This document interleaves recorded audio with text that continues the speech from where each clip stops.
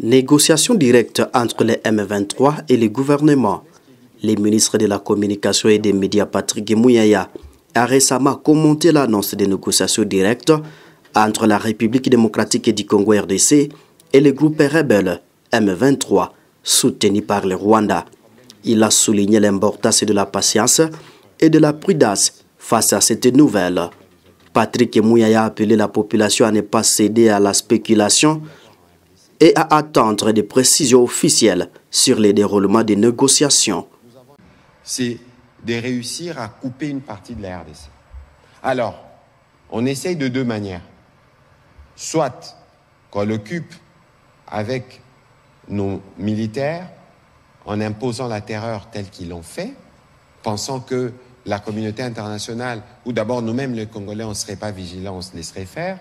Comme ça, ils consacrent la balkanisation physique de fait. Parce que ce qu'ils font, c'est quoi? Dans les territoires occupés, quand ils arrivent, la première chose qu'ils font, ils brûlent les archives. Ils brûlent les archives, ils font des redistributions de terres et ils pensent même repeupler. Mais c'est quoi le plan? Et c'est ce qui est en cours. Et tout le monde le sait, parce que c'est que je vous dis, si vous lisez un article qui est sorti il y a quelques semaines de Michael Arong, elle s'appuie sur des commentaires qui sont faits par les experts des Nations Unies.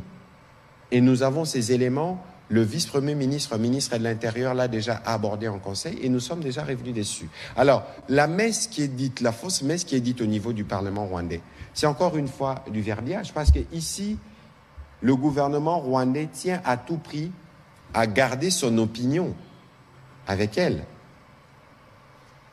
en disant que nous avons des problèmes de sécurité, parce que là-bas, on massacre des Tutsis. Encore que le ministre d'État l'a déjà dit ici, quelle que soit la nature de problème qu'il peut y avoir en RDC, eux n'ont pas le droit d'intervenir. Nous avons les Bazombo ici, nous avons les Bateke, nous avons des tribus transfrontalières. Est-ce que s'il y a un problème avec les Andés dans l'ex-Équateur là-bas, est-ce que le président Touadéra doit intervenir? Et donc vous voyez qu'ici c'est un plan malsain qui est concocté et on veut se donner tous les arguments pour venir les justifier devant la propre opinion rwandaise qui commence à se distancer de leur régime.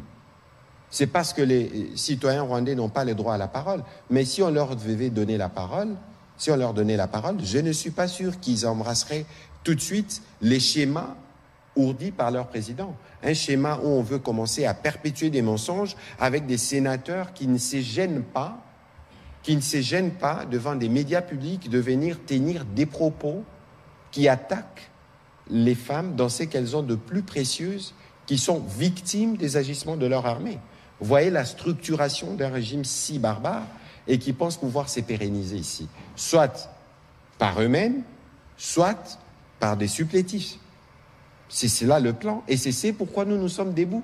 C'est pourquoi les Congolais nous sommes télémas. C'est pourquoi toutes les communautés de la RDC, y compris la communauté du ministre d'État, dit non et se mobilise justement pour mettre fin à ces plans malsains d'occuper une partie de notre territoire et de revenir sur les tracés coloniaux. C'est vous dire que tout ce qu'ils utilisent comme prétexte, discours de haine, etc., ce ne sont que de prétextes mensongers. Les vraies raisons sont celles-là. Monsieur le ministre d'État, un complément sur cette question. Très bien. Je crois que vous avez pratiquement tout dit sur la question, mais moi je voudrais insister sur le fait que le monde dans lequel nous vivons n'est pas une jungle, où chacun peut se lever, un État peut se lever et fouler aux pieds les règles internationales impunément. Les relations entre États sont définies par, justement, des règles internationales. Et donc, ici, on ne peut pas comprendre. Il y a des exemples dans l'histoire, d'ailleurs. On ne peut pas comprendre que ce soit un État étranger qui vienne faire l'avocat d'une communauté d'un autre pays. Si les communautés de ces pays-là, d'un pays donné, mettons la RDC ici, puisqu'on parle du cas des Tutsis, si les Tutsis s'étaient levés pour dire « nous voulons une autodétermination », une autodétermination parce que nous ne sommes pas acceptés en RDC, nous sommes... Alors, cette autodétermination, c'est celle-là qui peut créer ou engendrer, comme dans le Soudan du Sud, vous savez que le Soudan avant était un seul pays, mais ce que vivaient les Noirs du Soudan a poussé ce peuple-là à s'autodéterminer. Vous comprenez?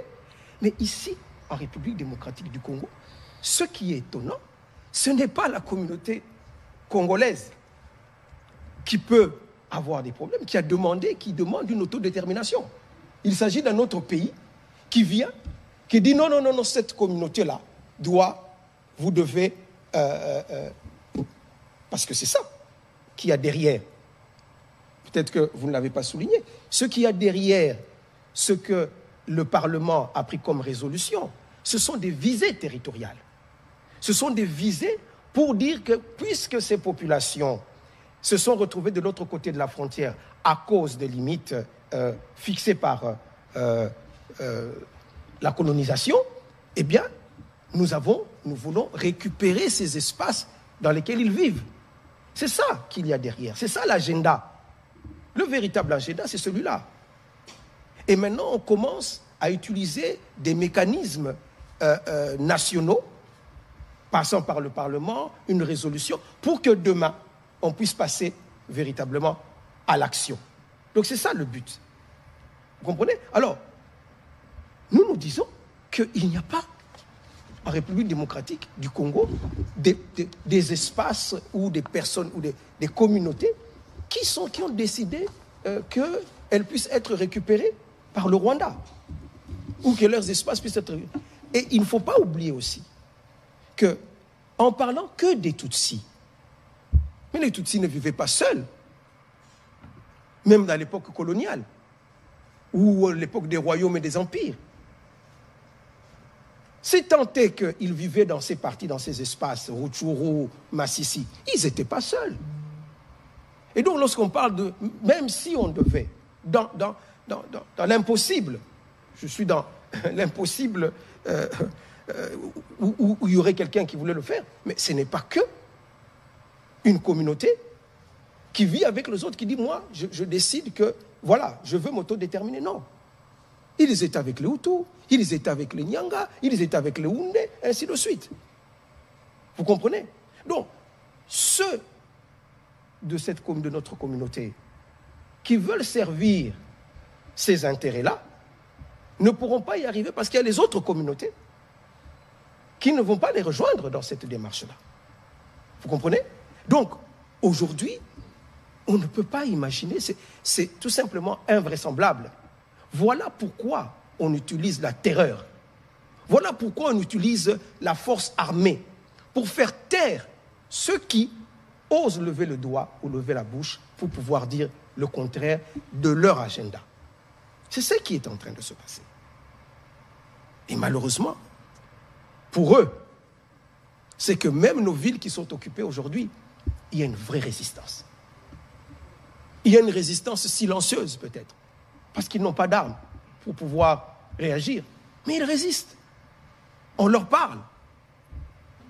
Et ils demandent quand est-ce que, finalement, nous allons revenir dans le giron national.